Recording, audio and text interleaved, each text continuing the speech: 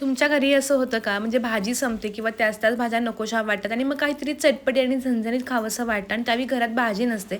अशा वेळेने छोट्या-छोट्या आकाराचे कांदे घ्यायचे. कांद्याचा पुढचा आणि पाठीमागचा भाग काढून घ्यायचा आणि वरची जी काही साल आहे ती पण पूर्णपणे मोकळी करून घ्यायची. आता ज्या पद्धतीने आपण भरली वांगी, भरली दोडका चिरतो त्याच पद्धतीनं अधिक आकारामध्ये ही थोडीशी कांद्यांना वरच्या बाजूनं कट करून घ्यायचा. जेणेकरून जो काही मसाला तो आतमध्ये भरता येईल. त्यानंतर एका पॅनमध्ये पाववाटी इतके शेंगदाणे घेतले. शेंगदाणे चांगले डाग पाडून घेतले. त्यामध्ये 2 ते 3 चमचे फुटाण्याची डाळ घेतली, 1 चमचा पांढरे तीळ घेतले. हे सगळं बघा चांगलं असं भाजून घेतलं. हे सगळं चांगलं भाजलं की आता मस्त असा सुगंध पण येतो. आता गॅस बंद करून हे सगळं बघा छान असं थंड करून घेतलं.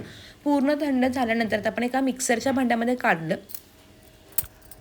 ह्यामध्ये आता आपण 5 ते 6 पाकळ्या लसणाच्या घातल्या.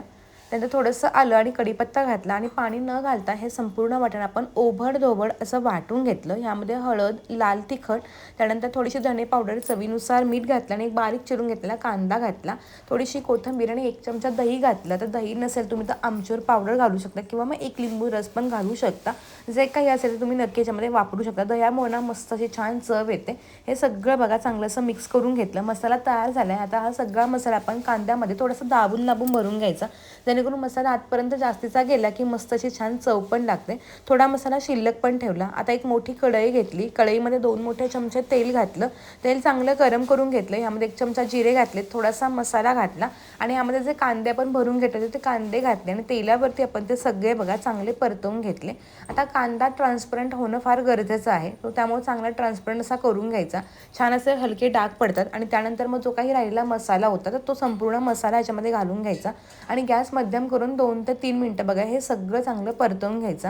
ह्यामध्ये कोणत्याही प्रकारची वेगळी ग्रेव्ही वगैरे करावी लागत नाही किंवा वरून तिखट मीठ टाकावं लागत नाही, कारण आपण संपूर्ण मीठ वगैरे जे होतं ते एकदाच टाकलं होतं. आता हे सगळं बघा चांगलं असं मिक्स करून घेतलं. थोडंसं झाकण ठेवून 2 मिनिटाला वाफ काढून घ्यायची.